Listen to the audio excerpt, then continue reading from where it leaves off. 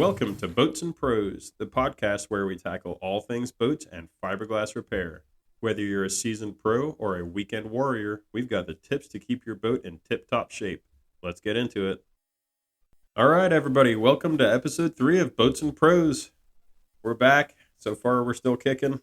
We actually had a few more downloads than we expected last week, and for the week before too, so we got 61 downloads right now, baby. And some of those are spread out across the U.S., and we have some in Canada, some in the United Kingdom, some in Queensland, Australia, Ontario, Johannesburg, Quebec. So shout out to you guys. Keep listening, please. We're getting ready to talk about a couple different things here. But before that, I think I need to run through a little bit of how my day went today, because I got smoked. It was hot. I tried to do a layup. Tried to make a YouTube video of laying up the transom in this houseboat from the inside. It's tight quarters in there. It got sticky. Yeah. Yeah. It's one of those things where there really isn't enough room for two people to get in there, no matter what. Like, even if you had been there to help me, which you weren't, by the way. So thanks for that. Sorry. But you would have been pretty much moral support anyway, or like passing some stuff from the outside, maybe. County work. Yeah. I could have got you a vest. But, yeah, I was trying to get a layer of 1.5 ounces down and then follow it up with a layer of 1708 and then a layer of 4808. And I did not get to the 4808. And not only that, but there's some spots in my 1708 where I'm going to have to come back and grind them out and touch that up. So it was a little disheartening when you think you know what you're doing. It just goes to show that even if you've been doing it for 15 years or so, that every now and then time and heat, environmental conditions will get away from you. Sometimes you're just left sitting there sticky and disappointed and wondering what just happened. And actually, I think that's might be what it's like to be a woman a lot of the time. Most of the time, at least. Yeah. But so anyway, that was my day. In other news, something that seems to be circulating around the internet right now, which is a hot topic in the boating world.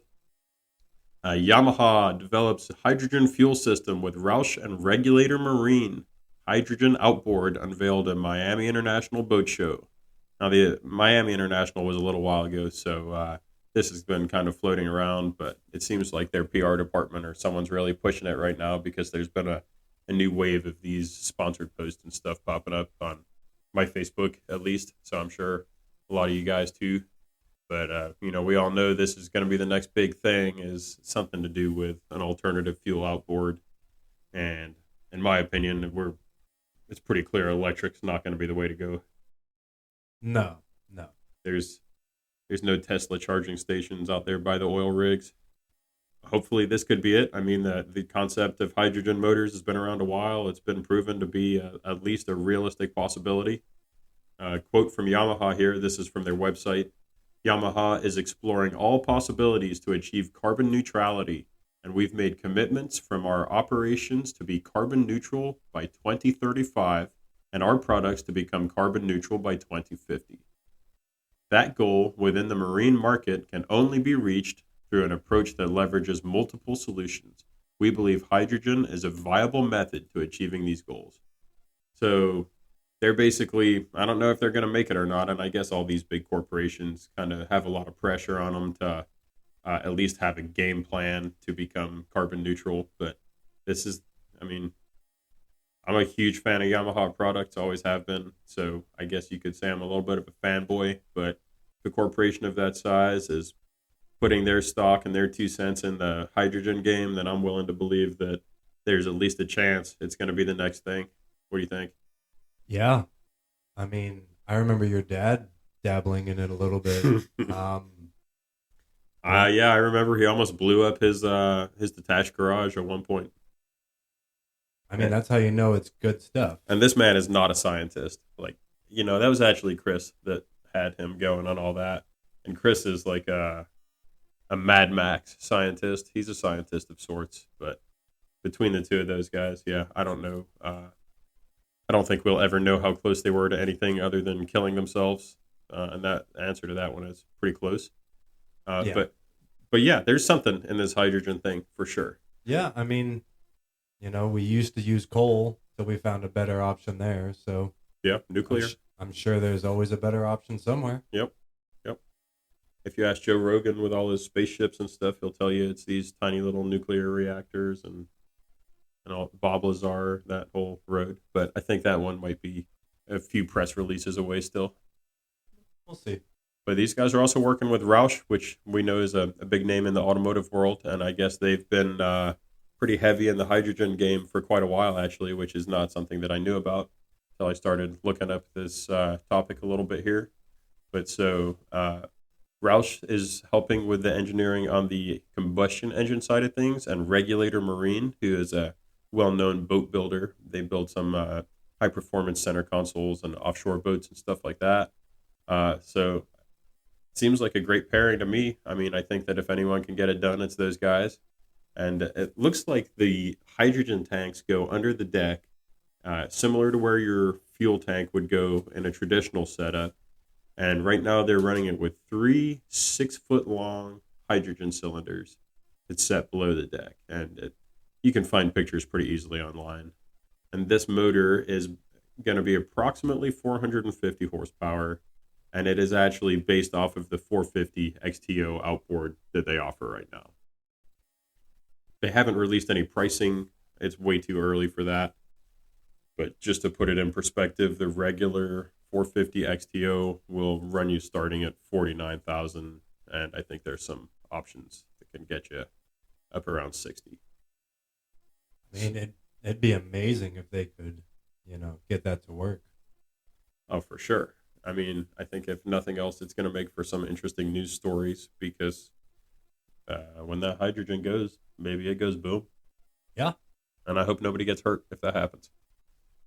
So moving on to the topic of this week's podcast and discussion a little bit, we took to the fiberglass and composites tips and tricks group, our Facebook group there, to see what the people wanted to hear about. Put up a couple options in a poll and left it open to new suggestions too, a fill in the blank kind of deal. And it seems like the most requested topic of discussion was something that we're going to be covering in great detail on this podcast, and that's not a coincidence. To really get down to the core of some of these topics that we're going to talk about today, almost each one of these kind of steps that we're going to break down could be an hour-long discussion in itself. So we're not going to be able to drill down really into that level of detail today, but we're going to be able to cover enough to kind of really give you an idea. And most people that are listening to this are going to know what we're telling you already. This is nothing new and it's nothing crazy, but there are some people out there who haven't heard it before. And just like cooking a good meal or anything else, with the fiberglass world, everyone has their own way of doing it. There's some hard and fast rules that you can't break, but for the most part, there's more than one way to skin a cat. And so that's actually what we're going to be talking about today is skinning cats. Yeah? No, we're talking about building molds. Same thing, right? Yeah, pretty much.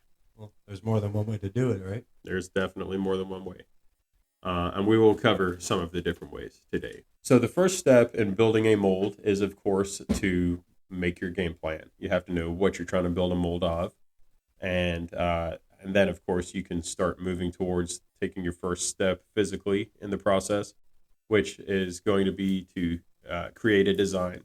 Sketch out your design, choose your dimensions and the specifications that the mold has to meet. A lot of times, it seems like in the boat world especially, guys are taking a design and tweaking it or adjusting it or taking one product and kind of making modifications to it and then using that as the plug. But in the last 10 years or so, or I don't know exactly how many years, but it's become a lot more commonplace to just CNC cut your designs.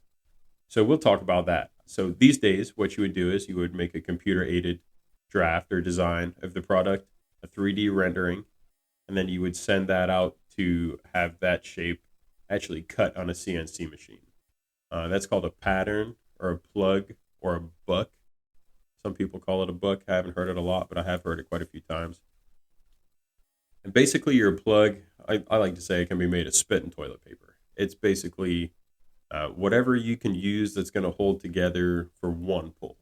So even if it even if it comes apart when you release the mold and you put the whole thing in the dumpster, and in the early days that happened to me every time. But the pattern is just that you need something that is the right size, shape, dimensions, and has the right finish quality to it, and the right flange on it that you can make your mold off of.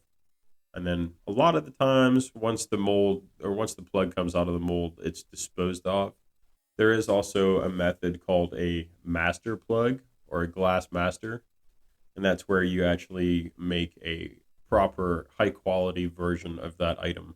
A lot of the times, the first part out of the mold will be the master plug. So the order of operations would be make a plug out of spit and toilet paper, pop a mold off of that, lay up a part out of the mold, an extra thick part that's mostly or all chop strand mat, and that part would be then saved on the shelf, kind of like a checkpoint. So if the company were to expand and need another mold, they could bring that master back out, or if their mold was damaged, or if they wanted to do some kind of R&D process, they have that master to go back to. So basically, you have to get your pattern, which you can do. A lot of the times when I've done it in the past, I'll use MDF or plywood, foam. You can get sheets of foam, 1 inch, 2 inch, divinyl foam, uh, Bondo. Some people even use drywall putty, which I've never done, but I've heard of, or plaster of Paris. There really is no rules when it comes to making your shape. It's just a matter of, first of all, what can you do to make the shape as consistent and smooth as possible, and secondly, what's the best way to do it without wasting a whole bunch of time. So you pick out your materials to make your plug, which, like I was saying, it could be wood, foam, clay, fiberglass, any combination of those things. And then you construct your pattern and you glass it up, spray it with primer. I'm skipping a couple steps here, but as I said before, you could do a whole episode, and I think we might actually do a whole episode on making a plug. We have a guest coming down the pipeline who's the perfect person to talk to about that. So I just want to remind everybody our plug in this instance is the exact replica of whatever we want our mold to make. So it's the part we're going to copy. If you're making a mold for a boat, then your plug is a boat or the shape of a boat. If you're making a mold for a hatch lid, then your plug is something the same size and shape as a hatch lid. And if you choose to have your plug CNC cut, which is the better choice for many builders these days, then you'll send your digital files out to someone like Marine Concept, and they will take a giant block of styrofoam and they will build it onto a plywood base, usually with a steel frame and casters underneath that.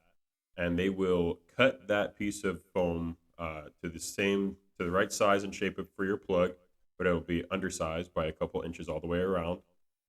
Then they will apply a coat of fiberglass to that. Usually they'll run over it with some chop.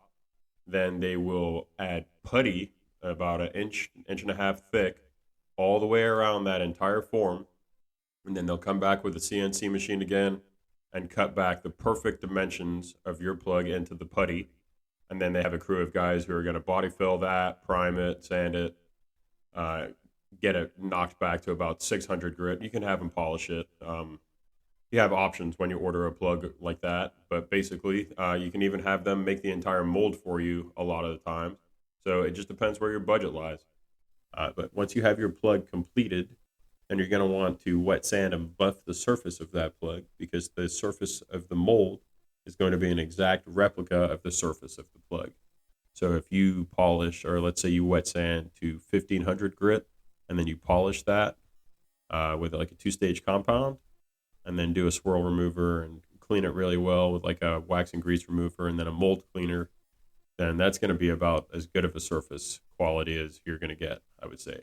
Some people like to go to 3,000 grit, but for me, once you're buffing it anyway, anything over kind of like 1,500, unless it's tooling gel coat, it just doesn't seem to make much of a difference.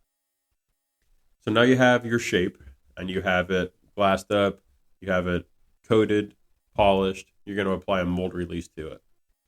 So there's a lot of different ways that you can go about this, but the traditional way is a wax. And you apply the wax in multiple coats. You let it dry. remove it, give some time for it to gas off in between. Usually you'll apply the wax, give it about 10 minutes, remove it, and give it an hour in between coats. Some people like 30 minutes, some people like 45. Some people like to leave the last coat on overnight. The mold release part of things is where a little bit of the witchcraft comes in. You get a lot of the old timers who've got their own specific way of doing things, and they'll only do it that way.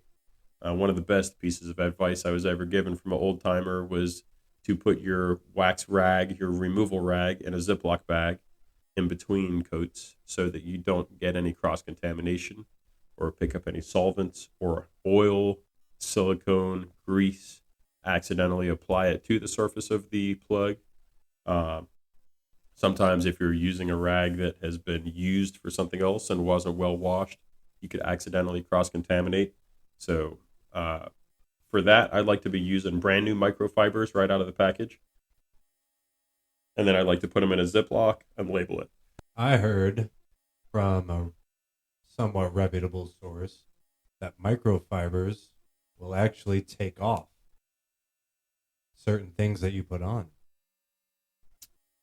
It's definitely possible. I mean, in theory, anything that's running over the surface is going to have some level of abrasiveness to it. And so, yeah, any touch is going to remove a little bit of coating. So I'm sure that, well, I would guess less than like another terry cloth rag, for example, it will still remove something with each swipe.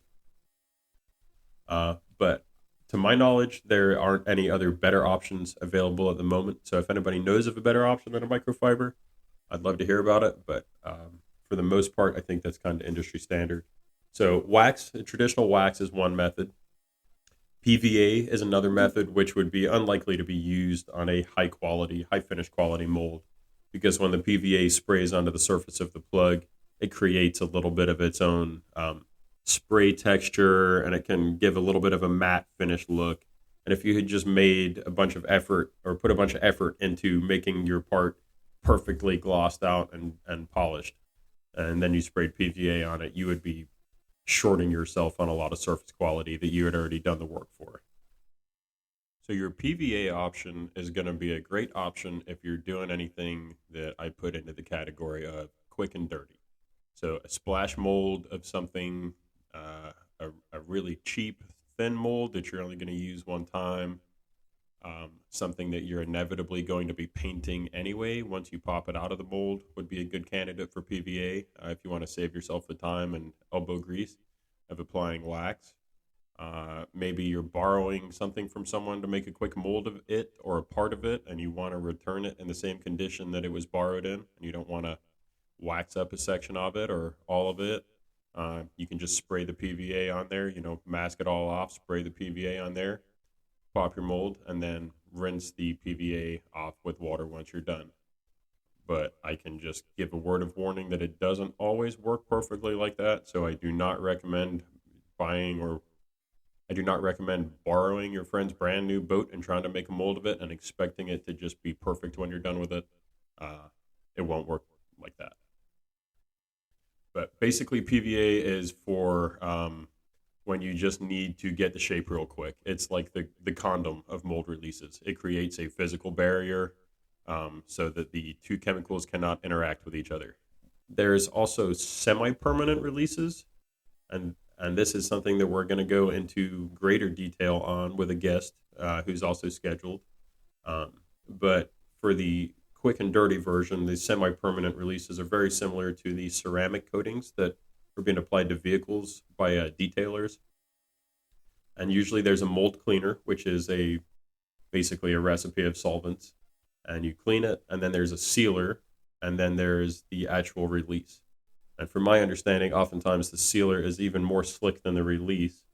And so when you're adding the release, you're actually bringing a little bit of stickiness back to it. But there's tons of companies out there right now that are offering these semi-perms. TR is offering one. Stoner is offering one. Axle Plastics is offering one. There's more out there, and I've been lucky enough to sample quite a few of these, and I can honestly say they're all pretty impressive if used specifically according to the directions. Repeat for you guys out there listening if used specifically according to the directions. And then, of course, once you're familiar with the product, then you can start to experiment as long as you're willing to sacrifice whatever you might be experimenting with, or you start going out on your own. You have to be willing to accept the outcomes that happen from that. But my recipe right now that I'm really enjoying at the moment is that I skip the semi-permanent mold release and I use a coat of the sealer, and then I go straight to the Carnauba product. So straight to TR high temp. 5 coats of that, 1 or 2 coats of a semi-perm sealer, and 5 coats of mold release wax, and you're pretty much gonna be in good shape. And that's the paste. The paste wax, yeah, like the Paste blue wax. stuff. Yep. And from what I've been told, everything after the 3rd coat, you're not really adding any thickness of the wax. It's more of a redundancy issue.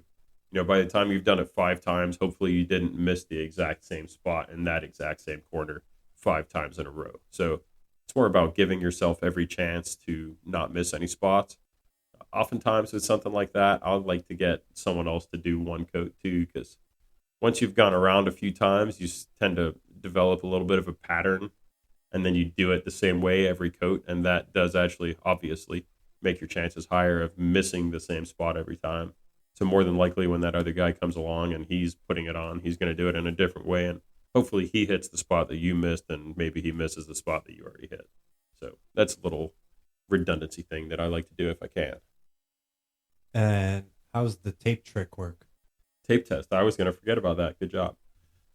So a tape test is a way that you can get an idea of how much release is on the surface of a mold at any given moment. And it's a very subjective thing, so it's only useful once you've kind of played with it a little bit. And if while you're applying release to a mold or cleaning a mold, you do these tape tests intermittently, then it'll kind of help you to calibrate your tape test sensor, I guess, for lack of a better term.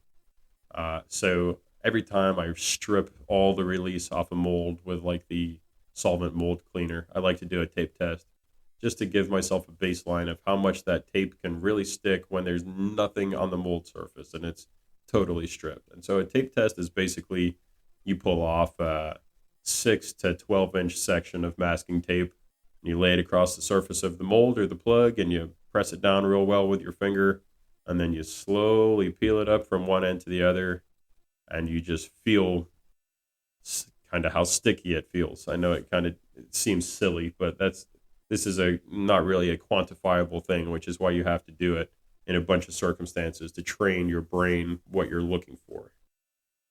But basically, once you've stripped a mold all the way back, or you have a brand new mold that's clean, do a tape test there, and that gives you your baseline.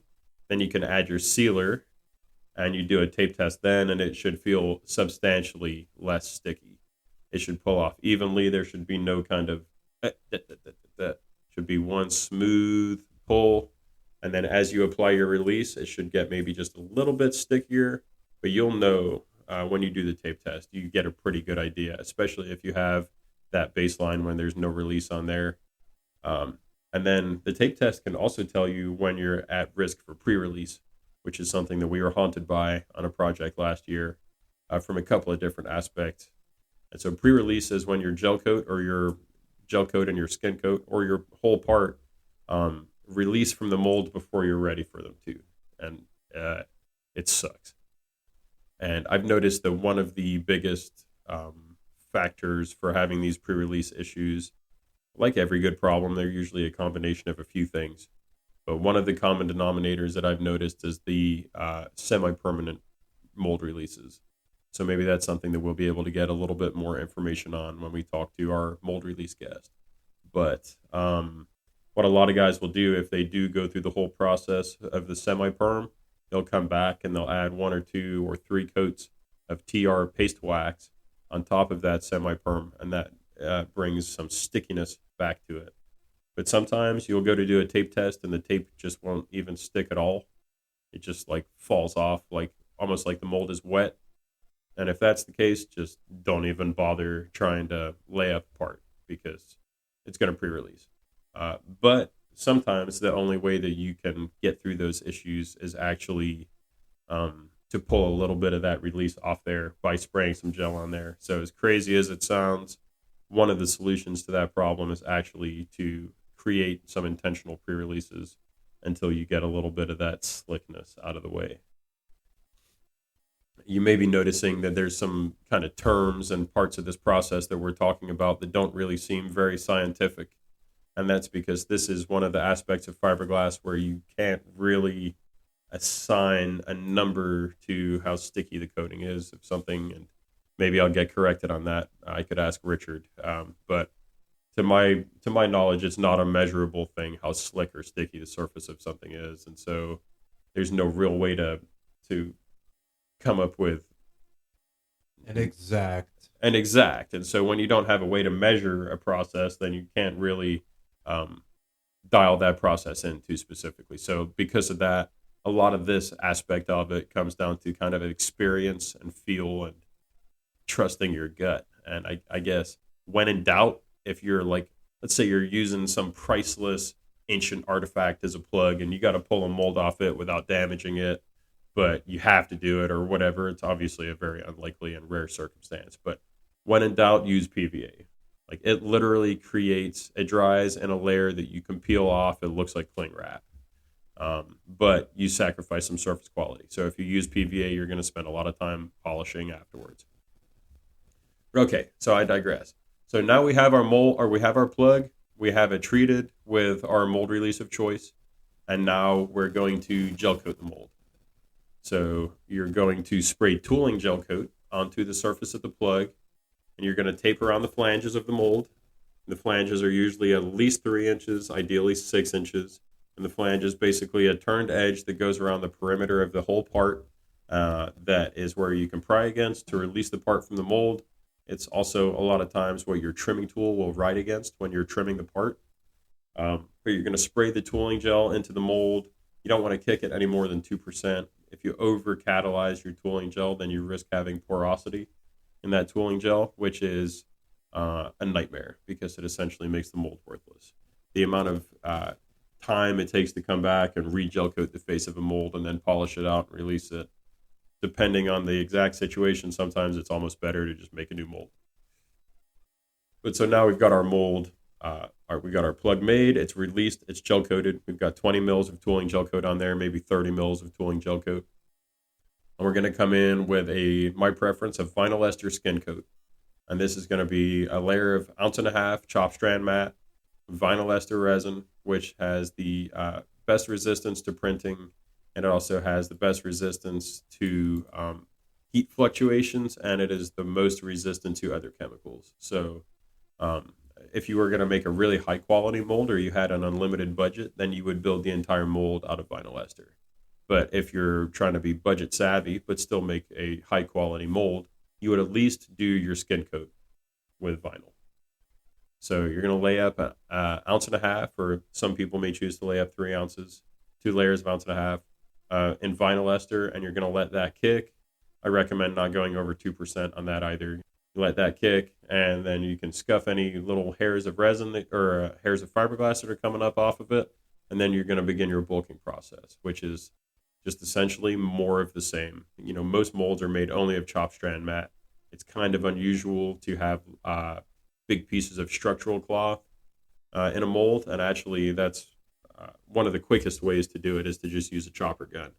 It's one of the few circumstances in the boat building industry where it's not a bad thing to just hit it with a really heavy chop. But you don't want to do that immediately. The whole purpose of building this mold is that you don't want to get a bunch of heat in it right away. So you want your layups to be really no more than like 90 or 120 mils of chop, and then you're going to let that kick. Now I'm talking about a commercial operation that has a chopper gun here. So for someone who is building a mold at home, you'd be using exclusively chop strand matte, 1.5 ounces or 3 ounce. And if you were to do 6 layers of chop strand matte, that would be a pretty good,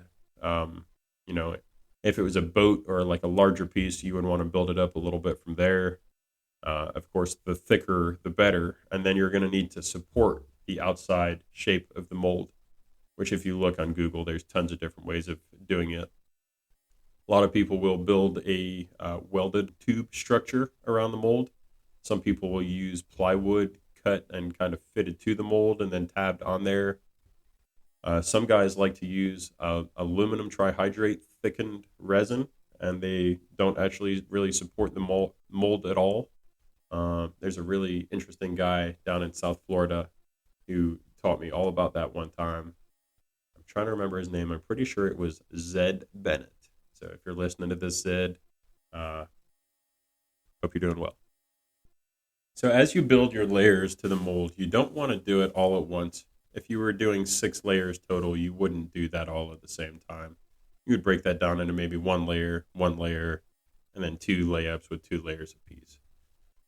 The last mold that we made was for a 24-foot hole, and I would say that it was about a half-inch thick of pure fiberglass, would you say? And the thinnest place, maybe up to 3/4. Yeah. It's building with a chop gun, and that's a big mold. So it could go up from there for a big boat, or it could go down from there for like a little center console mold or a speaker pod or something. But that gives you an idea. A lot of people use as a rule of thumb, you want the mold to be 5 times thicker than the part that you'll pull out of it. Now we've got our layups done. We've got our plug, we've got our mold shell around it, we've got it supported. Basically, it's time to release the part. Sometimes when I'm building a mold, I'll build a airport right into it, or I'll at least make allowances as I'm building to have an air fitting on the mold. I'll know where that's going to go.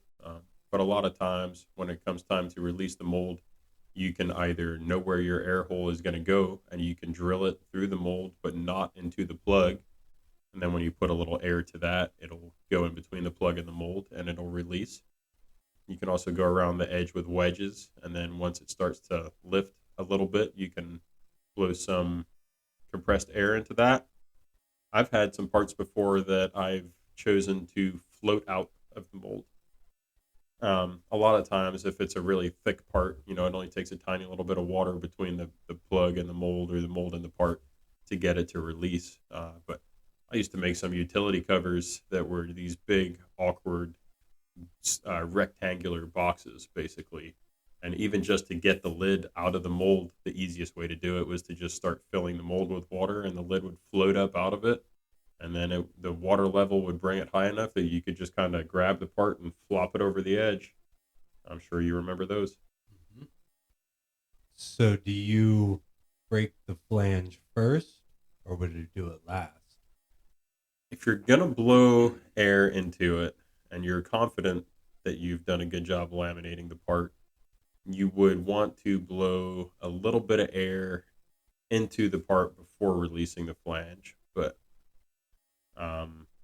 I don't think it really makes a huge difference, honestly, because if you've got to build so much air pressure in the part, and a little bit getting away from the flange is going to make the difference between it popping or not, then you're probably going to be getting into the territory of like having a rough time no matter what, in my experience.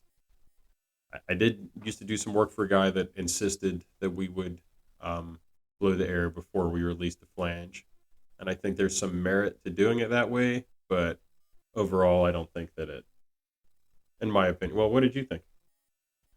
I mean, it's kind of just hard to say. Yeah, I think my theory on it is that if I was going to be a savage about it and just blast air without relieving it into the part, whether the flange had been released or not, I could almost guarantee you that I could break something before any air released past that flange. Yeah. So to me, they're like kind of unrelated. And we're probably losing some of the audience here because if you haven't ever tried to release a mold using air pressure, then we're just kind of talking nonsense. But if you start playing with it, it might make a little more sense. That's it, really. Then you've released your mold from your plug. If you're lucky, your plug's in one piece. If not, then you're doing a job cleaning up and putting it in the dumpster. Hopefully you got your mold release right. Hopefully your surface quality looks good and you don't have any porosity. Hopefully you checked your skin coat really well with a flashlight to make sure you didn't have any air bubbles between the tooling gel coat and the skin coat. And if you do, then of course you'll grind those out and address them before you move on. But all you're really left to do at this point is to trim the flanges so that they're nice and clean and uniform. Hopefully, you'll trim it to the same thickness all the way around. You could go around with some 40 grit and kind of deburr the mold so that no one's going to get cut on it. This is a time where you can go and add any air hoses or releases, casters, things like that. Some people like to make them, be able to roll around the shop. Some guys put it on a rotisserie or a way to rock it side to side.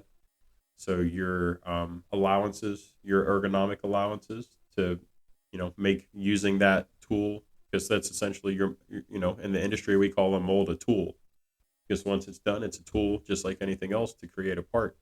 And so, what can you do to make that tool work for you the best? And some of that planning comes in the beginning of the mold. What height do you want that flange to be? What kind of reach are you going to be asking your laminators to do? Um, can you reach, can you spray everywhere adequately with the reach of a gel coat rig? And so some of these things you have to be thinking about while you're planning the mold. And then a lot of things in these projects, it seems like some of the factors are kind of just decided for you. Um, or if you really are stuck on one thing, then certain other things will be chosen for you. So we don't get to pick all our shots.